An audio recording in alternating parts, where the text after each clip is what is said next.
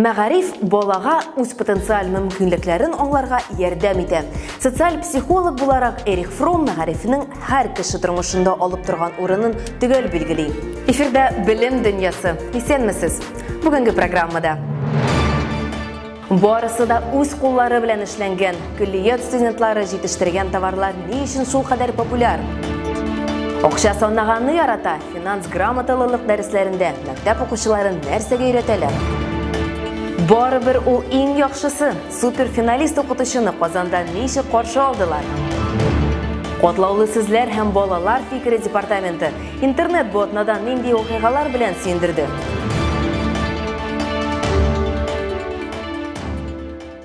Көллият һәм училище студентлары ярминкәгә җыелган.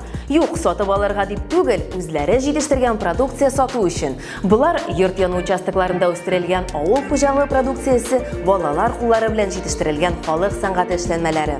Урта махсус белем бирү курслары студентлары катнашында ярминкәләр сирәк үтсә дә, уздырылган вакытларында улар бик тә популяр. Казан агросәнәгать паркы сатып алучыларны гына җәлеп итеп калмаган. Ярминкәгә тагын кемнәр килгән икән? Гөлнас Мирхәлилова сюжетында.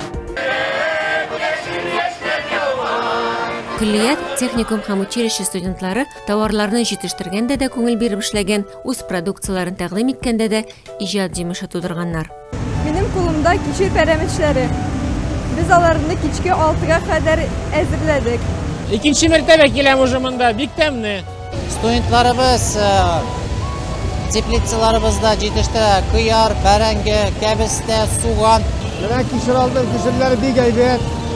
Бәяләр бик кыйммәт түгел. Көндәлек әйберләр алып килдек.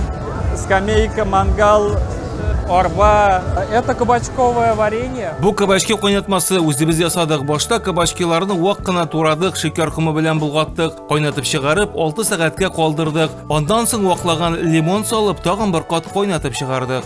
Казан радиомеханика көллияты студентлары ватык көн күреш техникасын бушлай төзәтте. Хәзер телевидение цифрга күчә. Шуңа күрә безнең пенсионерларыбызга бушлай шул оборудованиены килеп бирәчәкләр. Министр Рафис Бурханов ярминкәгә Мәскәү кунагы белән килгән иде. Россия мәгърифәт министры урынбасары Ирина Потехинаны адым сайын сыйладылар. Минзәлә интернат мәктәбе атка да утыртып йөртте. Иң яхшы әйберләр үз кулларың белән җитештергәне, иң яхшы гадәтләр бала чакта өйрәтелгәне. Үзегез җитештерәсез, матур итеп сатасыз, сәдәгездә һәм укуыгызда зур уңышлар телим. Узган ел урта махсус белем бирү йортларында укучылар 5 миллион сумлык саткан. Быел да башыннан ахырына кадәр ярминкәдә кеше өзелмәде. Студентлар хезмәте кергән товарларны шәһәр халкы яратып ала. Акча эшләп кирәгеннән артыгын ничек сарыф итмәскә, гаилә бюджеты нәрсәдән гыйбарәт, финанс кризис корбанына ничек әверелмәскә? Бу сораулар мәктәптә карала торганнардан түгел кебек, әмма аларга җавапны мәктәптә табарга өйрәнү бик мөһим дип саныйлар Россия финанслар министрлыгында. Финанс грамоталылык дәресләре популярлаша бара. Укырга кызыграк булсын өчен укыту процессына әти-әниләрне җәлеп итәргә тәкъдим итәләр. Дәресләр ничек узачак? Татарстан мәктәпләрендә финанс грамоталылыгына нинди әсбаплар буенча укытачаклар? Гөлена Шәймуллина белеште. Накопление средств, их приумножение проще всего осуществить при помощи открытия вклада. 10-нчы сыйныф укучыларының җәмгыять белеме дәресе. Бүген алар вклад банкы белгечләре һәм клиентлары ролендә. Берәүләр оешманың депозит, кредит, кертем программалары белән таныштырса, икенчеләре бу тәкъдимнәрнең күпмегә атышлы һәм уңайлы булганлыгын бәяли. Я выбрал страну Индию. Я выбрал драгоценности, потому что это очень богатая страна. Ә менә монысы инде 5-нче сыйныф укучылары. Алар базар мөнәсәбәтләрен тарих дәресендә 18-нче гасыр сәүдәгәрләре мисалында өйрәнә. Нынешние дети, они уже Хәзерге заманда хәтта балалар да кулланучы ролен үти. Алар банк картлары, мобиль кушымталар аша нинди дә булса товар сатып ала. Әлегә алар ата-аналар эшләгән акчаны тота. Шуңа да аның кыйммәтен аңлап бетермәскә мөмкин. Безнең максат балаларга финанс белем бирү, акчаны уйлап, дөрес итеп тотарга өйрәтү. Мәктәбебездә бу юнәлешне үз иченә алган фән юк. Шуңа да айрым-айрым темаларны тарих, җәмгыять белеме, математика, әйләнә-тирә дөнья белән танышу дәресләре кысаларында бирәбез. Мондый сәгатьләр 4-нче сыйныфтан алып 11-нче сыйныф укучылары өчен каралган. Финанс белемен арттыру эше республикабызда 2016 елдан алып барыла. Элек бу эш балалар һәм ата-аналар өчен лекция, җыелыш формасында алып барылса, быелдан махсус укыту пособиеләре ярдәмендә башкарыла. 550 тысяч экземпляров, да, то есть они поступили к нам. Быел республикабыз финанс белем буенча 550 мең дәнә дәреслек кабул итте. Аларны фән һәм белем министрлыгы барлык мәктәпләргә тигез санда бүлеп тапшырды. Бүгенге көндә 4-нче сыйныфтан алып югары классларга кадәр барлык кирәкле әсбәпләр дә бар. Киләчәктә 2-нче, 3-нче сыйныфлар өчен дә финанс белем буенча китаплар кайтартылачак.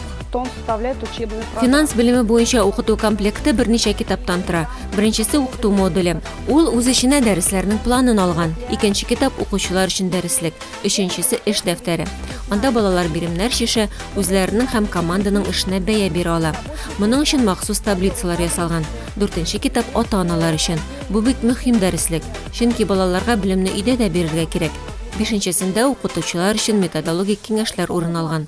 Барлык китапларда кызыклы, аңлаешлы итеп төзелгән. Республикабызның 1000 ярымга якын мөгаллиме финанс белем дәресләрен укыту өчен КФУда махсус курслар тәмамлаган. Алар катаулы темаларны балаларга аңлаешлы, кызыклы һәм файдалы итеп бирергә өйрәнгән. Мисал өчен башлангыч сыйныфта мондый дәресләр уен формасында барырга тиеш. Гаилә бюджетын алар төркемнәргә бүленеп, дөрес итеп алып барырга өйрәнә. Мы семья Федоровых. Мы разделили на желательные. Без бүген Федоровлар гаиләсе бюджетны мөһим һәм мөһим булмаган чыгымнарга бүлеп карадык. Мисал өчен ризыкка акча тоту мөһим. Ә менә кемнең дә булса юбилейна бүләк алу теләк буенча. Моңа акча сарыф итмәсәң дә була. Из нашей семьи желательное. Безнең гаиләдә мөһим булган чыгымнар исемлегенә җәмәгать транспортында йөрү, өйдәге кирәк-яраклар өчен акча тоту, юбилейга бүләк алу, әбигә кышка аяк кием табу кебек пунктлар керде. Безнеңчә, аларның берсен дә төшереп калдырырга ярамый. Акчаны дөрес итеп тота белү өчен аны саны белергә кирәк. Бу гаилә ныклыгы, аның үсеше, иминлеге өчен мөһим. Акчаны җиткерә алганда, бар да яхшы булачак. Акча санны ярата, әлеге гыйбарәне кече яшьтән үзләштергән балаларның киләчәге өметле. Алга таба финанс белем бирү дәресләрен аерым фән буларак мәктәп программасына да кертергә планлаштыралар. Кеше Бәллүр Пеликан һәм Россиянең иң яхшы укытучылар бишлегендә булу. Әлеге бүләкне һәм бу горур исемне Казанның 2-нче лицей-интернатының биология укытучысы Наил Мирсәетов елның иң яхшы укытучысы Бөтен Россия конкурсының суперфиналыннан алып кайтты. Әмма иң төп бүләк укытучыны Мәскәүдән кайтышка көткән. Бу аның укучылары, аларның мөгаллимнәренә карата шиксез мәхәббәте һәм хөрмәте. Бу олы хисләрне педагог балаларга көндә белем аша икеләтә кайтара. Лицеистлар мөгаллимне ничек каршы алган һәм аның уңышын мәгариф министры ничек бәяләгән? Киләсе сюжетта. Good afternoon, students. Good afternoon, sir. How are you today, German? We are fine, thanks, and you. 10-нчы Б сыйныфында биология дәресе мәддәләр алмашын өйрәнәләр. Дәрес башыннан ахырына кадәр инглизчә бара. Казанның 2-нче лицей-интернатында 8-нче сыйныфтан бу фән чит телдә аңлатыла. Reads to the proteins? No. Okay. Инглизчә аңлатканда ул безгә инглиз телен һәм биологияны аңлата. Ике, получается, фән өйрәнәбез без аның белән. Гомәр Фәттиевнең иң яраткан дәресе биология. Киләчәктә үзе дә шушы фән укытучысы булырга тели. Биологияны балачактан яратам. Шул вакалар белән без аларны тотып, кайвакыт кисәйд. Шуны эшләрен карыйк.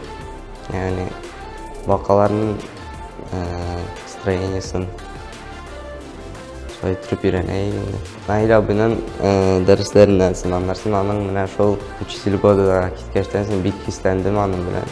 Аның кебек буласы килде. Ул минем кумирым булды. Кумирлары Татарстанның 2019 елгы иң яхшы укытучысы. Ул шулай ук Россиянең иң яхшы 5 мөгаллиме рәтенә керде. 2-нче лицей-интернатның биология укытучысы Наил Мирсәетов Бөтен Россия конкурсының финалына чыкты. Другой предмет, коллеги, выбирайте. Изобразительное искусство. Башта ул Грозныйда 11-нче сыйныф укучыларына ачык дәрес бирде. Аннан соң ил күләм ярышның публика каршында лекция һәм министр белән әңгәмә дигән этапларын үтте. Интернет аша килгән сорауларга җавап бирде. Беренче бишлеккә эләгүенә бик шат. Россиянең ел укытучысы булып танылмауның уңай якларын да күрә. жеңушінің өзінше бір миссия бар. Ол бек ауыр. Мәселен, мен ойладым, менің ғайлам бар, балам бар, тұрмыс жұпташым бар, алар білән вақыт өткәргә керек.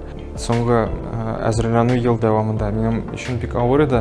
Мен ертең кетіп, кешке таба қайтадыр, һәм тұрмыс жұпташым кішкене бала білән бір өзі тұрадыр. Һәм әлбәттә жеңуші кішінің келесі бірнеше елі ол шул командировкаларда.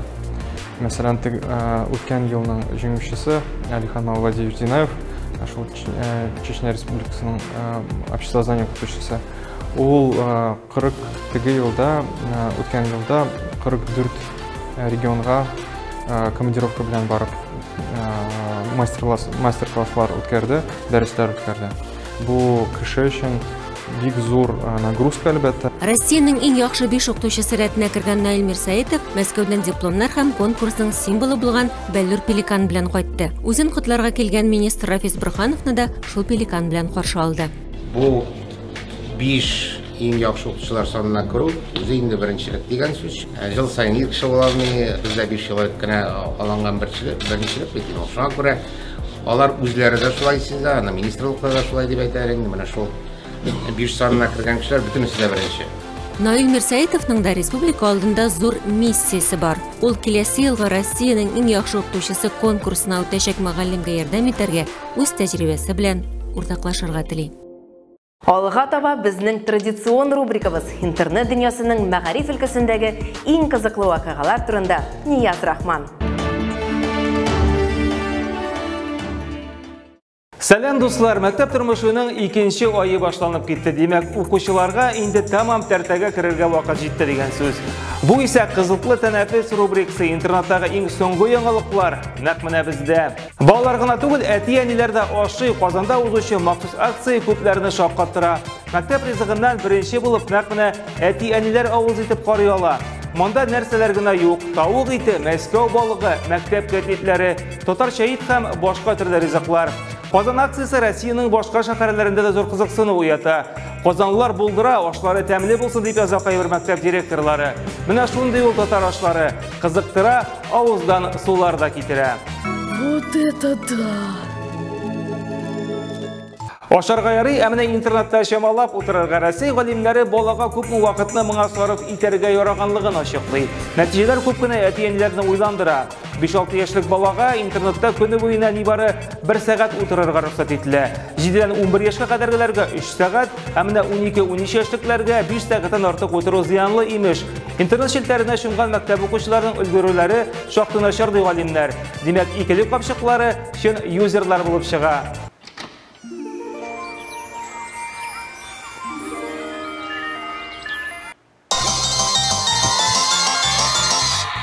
Моның белән килешмәсен икән сиңа Оренбург өлкәсенә дустым. Әлеге төбәктә мәктәп укучылары өчен балалар фикере департаменты эшли башлаган. Аның вәкилләре төрле районнардан булган 14-16 яшьлек үсмерләр була ала. Максатлары исә 40 000 баланы бергә берләштерү. Бер сүз белән әйткәндә, мәктәп укучылары үз фикерләрен дәүләт вәкилләренә референдум аша җиткерә алачак. Иң мөһиме ишетә генә күрсеннәр.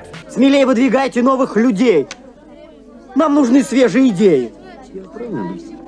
У меня свежее! Предлагаю Серегу, то есть Сергея Петрухина. Оренбург департаменты әле җыелган арада төрек журналистлары рус телен өйрәнә. Әлеге илдә танылган матбугат чараларының берсе русча авыр сүзләрдән торган рейтингны төзегән. Төрекләргә әйтү өчен иң авыр 8 сүздән тора ул. Хәтта арасында 19 хәрефлесе бар. Бу сүзләрне төрек кенә түгел, хәтта кайбер татар кешеләре дә әйтә алмас мөгаен. Шуңа күрә кардәшләребезгә иң яхшы киңәш башта Казанга килеп татар сүзләрен өйрәнергә, аннары русчага тотынырга. Тел белгән югалмас бит ди халык. Итак, Турция, ресторан. Блю!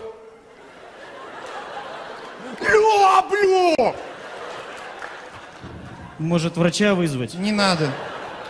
Сезнең мәктәптә уку йортында кызыклы хәлләр була. Сез аны видеога төшерәсез икән, безгә юллый аласыз.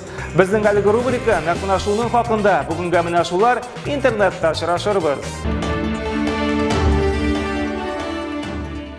Мәгариф кешегә салынган иң яхшы сыйфатларны чагылдырырга тиеш дип әйтә иде немец сентименталист язучы Жаль Поль. Үзеңдә иң яхшы сыйфатларны эзләүдә хезмәт. Киләсе очрашуларга кадәр